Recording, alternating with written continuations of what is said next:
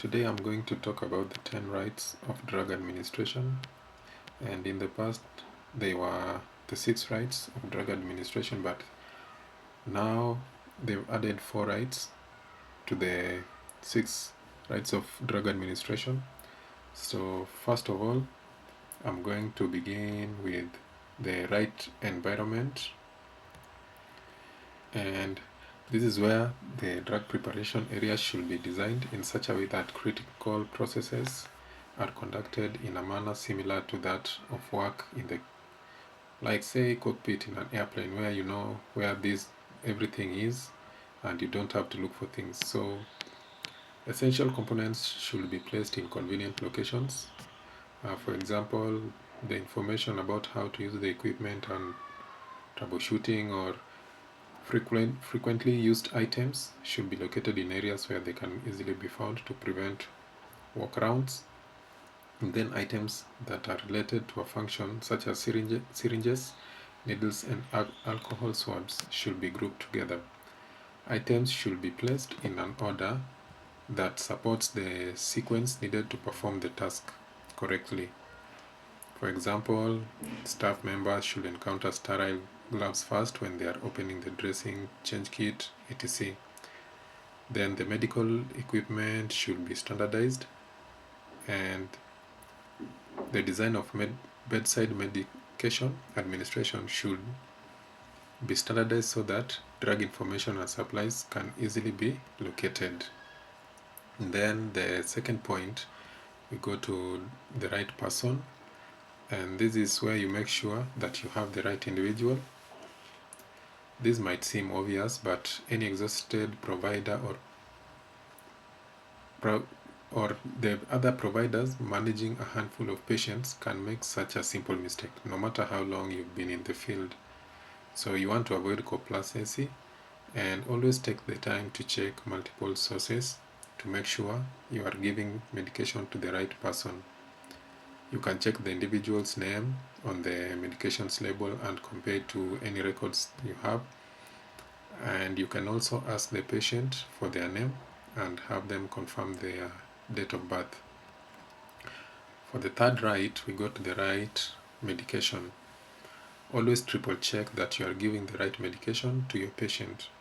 Giving the wrong medication is a problem in and of itself, not to mention that it could trigger allergies, cause bad side effects, prompt unnecessary symptoms, and have very serious results or impact.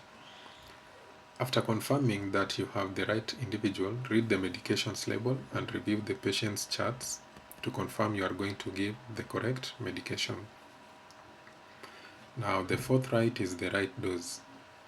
Along with giving the right medication comes giving the right dose. Administering the correct dose means that the person could end up with an overdose, injury, or worse. You'll be able to find the right dose on the individual's chart alongside the form that the medication comes in, e.g. the quantity of liquids they are supposed to take or the amount of IV fluid they are supposed to be infused with, or the pills they are supposed to ingest. Depending on the form, the doses will vary. If something seems off, a change in form, size, color, or dose, compare the dose information with one or two other sources. Even if it delays the administration for a short period of time, you should be completely certain before giving an individual their medicine. The fifth right is the right time.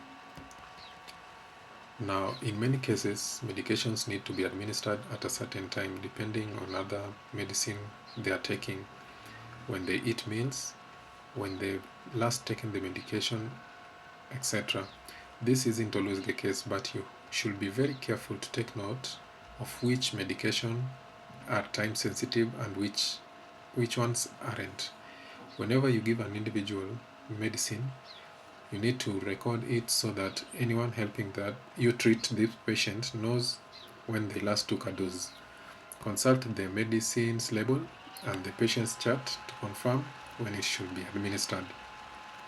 The sixth right is the right route. Now, in this scenario, the word route is defined as how or where a patient takes their medication. For example, many medications are taken orally. There should be a clear instruction on the individual's chart or on the medicine itself, directing you to give it vaginally, rectally, in the eyes or ears, through the skin, via the lungs, or another route. Sometimes it's obvious a nasal spray is meant for the nose. Topical medications go directly on the skin. Eye drops are for the eyes, and so on, but you shouldn't get into the habit of assuming. Always triple check multiple sources to confirm what you think you know. Now, the seventh right is the right documentation. In addition to confirming every step leading up to the medication's administration, you need to document what you've done afterward. There are likely multiple health care professionals checking in on each individual patient at a time, not to mention shift changes and other disruptions. This is why it is extremely important to communicate everything you've done for your patient on paper or electronically. You can't be too detailed. Take note of any missed doses, mistakes, side effects, interactions with other medications, and more. Always leave your signature or your initials so the report can be traced back to you if questions or concerns should arise. Now, the eighth right is the right reason. Now, this one is very simple. You just check the rationale of the medicine, patient's history, and need for this medicine so that you give the right medicine for the right disease and not vice versa. And then we go to the right response. That is the ninth right, where the purpose of giving medication is to elicit a positive response. Record whether or not the medication is doing its job and to what extent, so that everyone caring for this individual can be on the same page when it comes to delivering a solution as quickly and effectively as possible, and also providing a holistic care that ensures that the patient is well by a certain goal of time that you have in the setup. Now, the last right is the right to refuse, and this includes staff responsibilities to encourage compliance, document the refusal, and report the refusal to the administration, nurse, administrator, and physician. Thank you for your time. Those are the 10 rights of drug administration. Make sure you like and subscribe, and also follow.